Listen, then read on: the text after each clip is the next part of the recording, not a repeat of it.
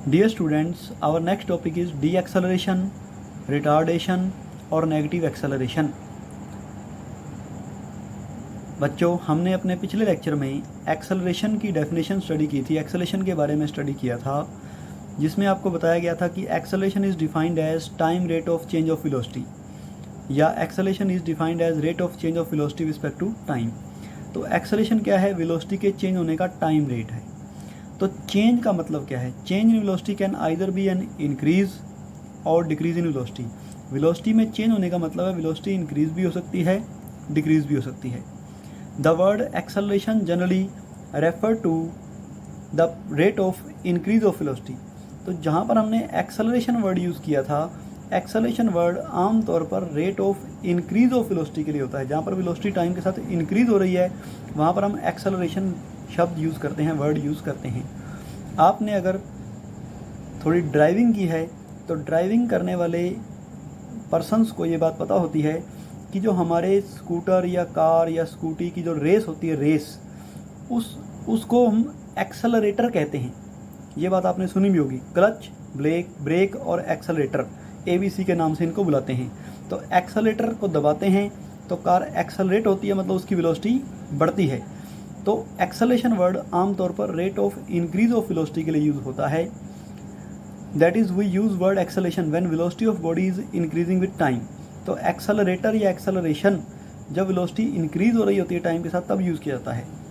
When the velocity of body decreases with time, जब body की velocity time के साथ डिक्रीज होती है तो हम डी एक्सेलरेशन या रिटार्डेशन या नेगेटिव एक्सेलरेशन वर्ड को यूज़ करते हैं। जब बॉडी की वेलोसिटी टाइम के साथ डिक्रीज हो रही होती है तो हम डी एक्सेलरेशन, रिटार्डेशन या नेगेटिव एक्सेलरेशन वर्ड का यूज़ करते हैं। तो आपने देखा है कि जब हम किसी भी व्हीकल की ब्रेक लगाते हैं तो उसकी वेलोसिटी कम होती है, मतलब ब्रेक एक तरह से डी एक्सेलरेटर का काम करती है, उसकी वेलोसिटी को कम करने का काम करती है। तो डी एक्सेलरेशन क्या होता है? The time rate of decrease of velocity of body is called as deceleration. किसी बॉडी की वेलोसिटी के डिक्रीज होने का जो टाइम रेट है उसको हम डी एक्सेलरेशन या रिटार्डेशन या नेगेटिव एक्सेलरेशन कहते हैं।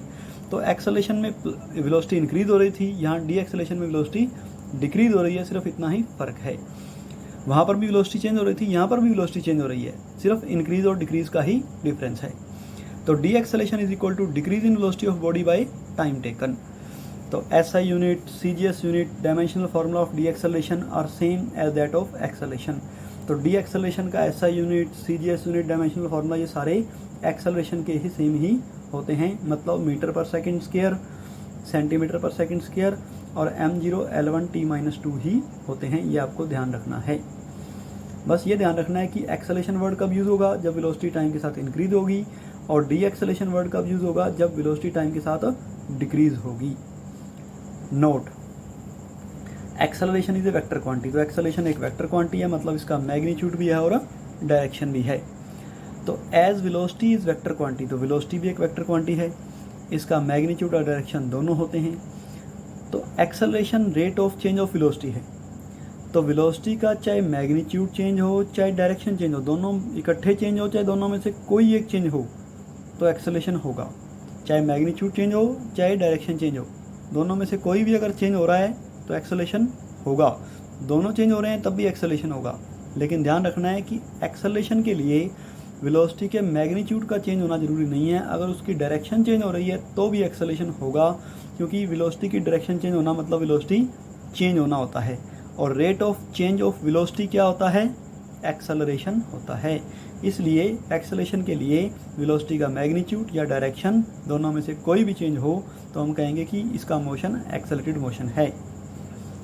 Next, is it possible for a body to have acceleration without when magnitude of velocity is constant? जब वेलोसिटी का मैग्नीट्यूड कांस्टेंट है तो क्या बॉडी के पास एक्सेलरेशन हो सकता है? यस, ये बात वही आ गई ऊपर वाली कि मैग्नीट्यूड चेंज नहीं हुआ फिर भी एक्सेलरेशन है।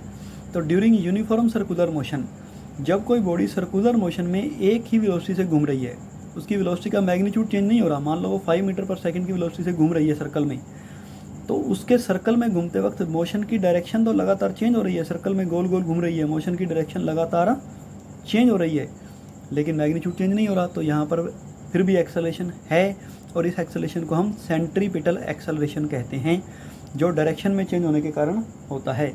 तो ये एक्सेलरेशन हम आगे स्टडी करेंगे। Next is it possible for a body to have zero velocity but still has some acceleration?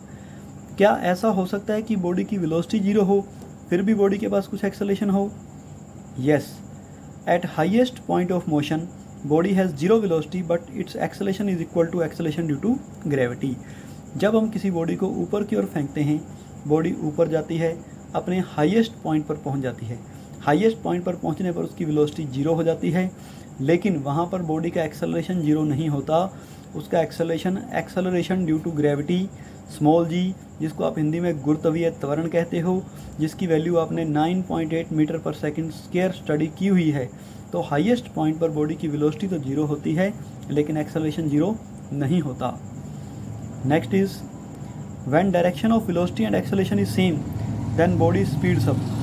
जब बॉडी की वेलोसिटी और एक्सेलरेशन की डायरेक्शन सेम हो तो बॉडी की वेलोसिटी बढ़ती है, मतलब स्पीड अप करती है। एक्सेलरेशन और वेलोसिटी की डायरेक्शन अगर सेम है तो बॉडी स्पीड्स अप, तेज होगी, और अगर बॉडी की वेलोसिटी और एक्सेलरेशन की डायरेक्शन अपोजिट है तो बॉडी स्लोज डाउन, उसकी वेलोसिटी कम हो जाएगी, बॉडी धीरे हो जाएगी। ये बातें आपको ध्यान रखनी है एक्सेलरेशन डी एक्सेलरेशन के बारे में। Thank you.